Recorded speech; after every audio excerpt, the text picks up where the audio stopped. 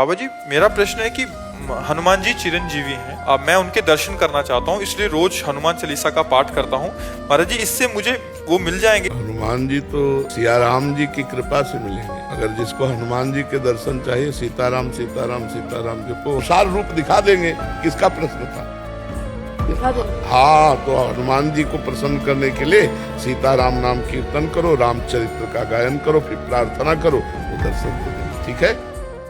जब हिम पुष्प लेने जा रहे थे सौगंधिक वन, तो हनुमान जी ने सोचा कहीं अपराध न बन जाए ऋषियों का, इसलिए रास्ते में बैठ गए बंदर के रूप में, लंबी पूंछ। तो शास्त्रीय सिद्धांत है किसी पशु को भी नहीं लांघना चाहिए, नहीं पुण्य नष्ट हो जाते हैं। आजकल के लोग समझते नहीं, जैसे कोई सोया हुआ पुरुष है तो आप लांघ नहीं सकते, नहीं आपके पुण्य नष्ट हो जाएंगे, या कोई पशु है तो आप छलांग नहीं मार सकते, आप साइड से जाइए। अब उनकी इतनी लंबी पूंछ थी कि साइड में पहाड़ है, छोटी रास्ता बीच में। हनुमान जी से कहा वायुपुत्र भीम ने, वायुपुत्र हनुमान, भीम ने कहा कि ए बंदर, पूछ हटा ले, मुझे जाना है। उनका बूढ़ा हो गया हूँ, हिम्मत नहीं हटाने की, हटा लो। कहा मेरी अवहेलना करता है? कहा हटा लो भाई, बूढ़ा हो गया हूँ, मेरी पूछ हटा के चल दो। पूरा बल भीम ने लगा दिया। तो हाथ जोड़कर खड़े हो गए कि मैं समझ गया साधारण बंदर नहीं, आप मेरे बड़े भ्राता पवन पुत्र हनुमान। हनुमान जी ने बताया कि आगे जो है देव ऋषियों का मार्ग है, आप जाओगे तो अपराध बन सकता है। तो उनका भैया मैं आपके उस रूप को देखना चाहता हूँ जिस रूप में आपने लंका दहन करने के समय कनक भूधराकार शरीरा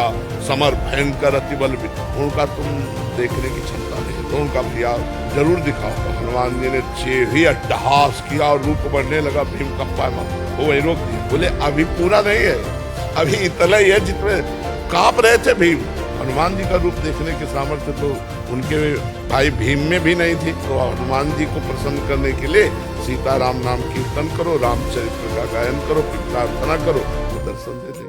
आपके राधा रानी के पास चले जाने के बाद भी राधा केली कुंज से ऐसे ही सत्संग प्रवचन आदि चलता रहेगा और हम लोगों को इस पावन धाम के दर्शन होते हैं? अब ये तो हम नहीं कह सकते, इतना तो समझ लो कि संकेत में इतना ही है कि चलता रहेगा, पर असंभव है। ये जो हो रहा है ये अयोग्य से भगवान करवा रहे हैं। तो योग्य कि कोई योग्य पुरुष तैयार कर दिया जाए, कथावाचक हो सकता है, वो सब ये कर सकता है, लेकिन परिवर्तन नहीं कर सकता। जीव की मानसिकता का परिवर्तन नहीं हो सकता। और खास बात होता है जीव की मानसिकता का परिवर्तन करना, और वो होता है श्री भगवान से। और वो किसी को कभी कभी निमित्त बनाते हैं। ये किसी विद्वता से या पढ़ लिख के या प्रवचन से नहीं हो सकता।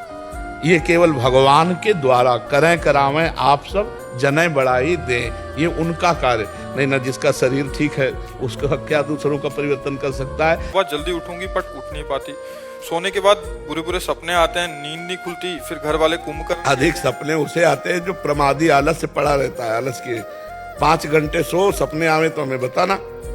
24 घंटे में 5 घंटे समय लो केवल सोने का, इसके बाद उठाओ माला और टहलते हुए नाम जप करो, अभी प्रमाद दूर हो जाएगा। अब ऐसे तो फिर बहुत लोग हैं ऐसे। आजकल हम सुना है कि रात्रि के 2 बजे सोते हैं और सुबह 9, 10 बजे तक सोते ही रहते हैं, फिर उठते हैं। भगवान सूर्य उदय हो गए, न अर्घ देना है, न संध्या बंदन है, न ब्रह्म मुहूर्त में उठकर भजन करना है। तो ये मनुष्यता ही नहीं रह गई, पशुता आ गई। अब क्या हम समझाएं बच्चा? 100 आदमी में 2 ही आदमी ऐसे होंगे जो ब्रह्म मुहूर्त में जगते हों, नहीं तो प्रायः लोग अब 7, 8 बजे तक, 10 बजे तक, 11 बजे तक ऐसे लोग सोते हैं। क्या वे अध्यात्म को समझेंगे, क्या धर्म को समझेंगे?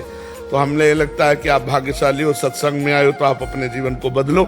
आप समय से उठो, उठ करके टहलते हुए नाम जप करो। देखो महीना भर अभ्यास करो, आप में वो अभ्यास आने लगेगा, आप में सामर्थ्य आने लगेगी।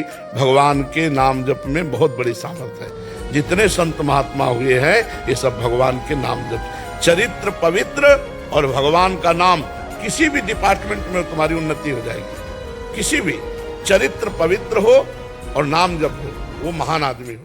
सुना है कि अपने शिष्य को प्रोटेक्ट करने के लिए, बचाने के लिए गुरु उनके द्वारा किए बुरे कर्मों का कष्ट अपने ऊपर ले लेते हैं। गुरुदेव भगवान जब भी कभी कभी ऐसा कभी होता है, जब देखा जाता है कि असमर्थ है सामने वाला, तो वो जान ना पाए और अंदर के संकल्प के द्वारा उसके अशुभ को ले लिया गया, शुभ को दे दिया गया। ये कभी कभी ऐसा होता है। जैसे माँ है ना, तो उसको लगता है मेरा बेटा सुखी है, ऐसे लगता है कि ये बहुत कष्ट पाएगा, और अपने को पता है कि कष्ट झेलने का तरीका क्या है।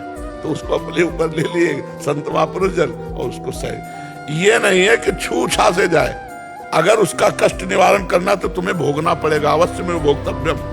ये जो हो रहा है ना, ये सब नौटंकी नाटक है, तो हम खुली बात बता रहे हैं। नाम जप करो, भगवान के आश्रय से जो प्रारब्ध भोग है उनको भोग लो, और अगला जन्म ना हो ऐसा उपाय कर लो, भगवान की प्राप्ति कर लो। ये बात है, और तो सब प्रपंच है पैसा के लिए। ऐसा यार कि मतलब छुओ ठीक हो गया, तो जितने मेडिकल पढ़ाई है सब बेकार है।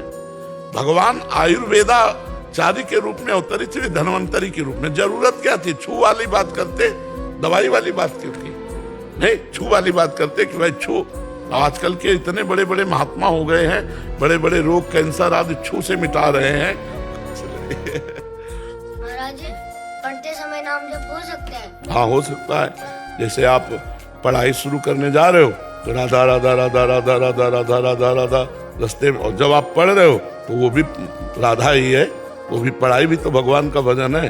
और जब फिर पढ़ चुके तब फिर राधा राधा राधा। हमारे पापा कहते हैं पेपर से पहले एक मंत्र बोलना चाहिए हमेशा, कृष्णाय वासुदेवाय हरे परमात्मा ने। बहुत बढ़िया। हाँ, गोविंदाय नमः, बहुत बढ़िया, जरूर कहा करो, ठीक है।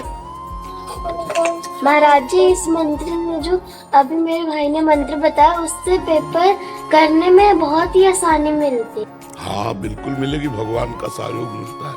बहुत सुंदर, ये सिद्ध मंत्र है समस्त संकटों से निवृत्त होने का।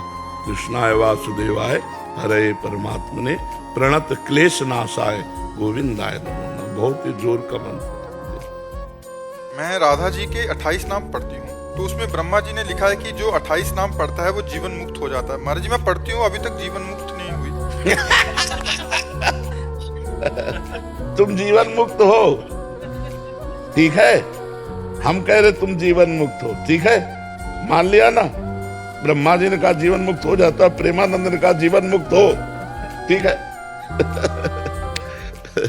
एक परचून की दुकान थी, तो बेचारा बड़े धर्म से चलता था, तो साइकिल से चलता, नमक रोटी खाता। और सामने हलवाई की दुकान थी, बहुत उसमें मिलावट, सब कार से चलता। तो एक दिन एक संत आए उस गरीब के घर, तो उनका महाराज धर्म श्रेष्ठ है कि अधर्म श्रेष्ठ है? तो उनका धर्म। तो बोले धर्म से चलता हूँ तो आपको हम आधा लीटर दूध नहीं पिला सकते, और अधर्म से चलता, कार से चलता है वो। तो बोले आओ बेटा गंगा स्नान करने चलते। गंगा के किनारे ले गए और एक गड्ढा खुदवाया एक आदमी से, और कहा इस पे खड़े हो जाओ। बोले गुरुजी करोगे क्या? बोले चुप रहो, और भर भर के गंगा जल डालते हैं। जब गंगा जल यहाँ तक आ गया, तब कहा महाराज अगर एक घड़ा भी डाल दिया तो मैं मर जाऊंगा। तो बोले ऐसे ही तुम्हारा सामने वाला जब तक घड़ा भर ले रहा है तब तक कार से चल लो, जहाँ पाप का घड़ा भरा तो फिर वो नष्ट हो जाएगा। धर्म से चलने वाला दीपक की तरह जलेगा, लेकिन कुल परंपरागत चलेगा।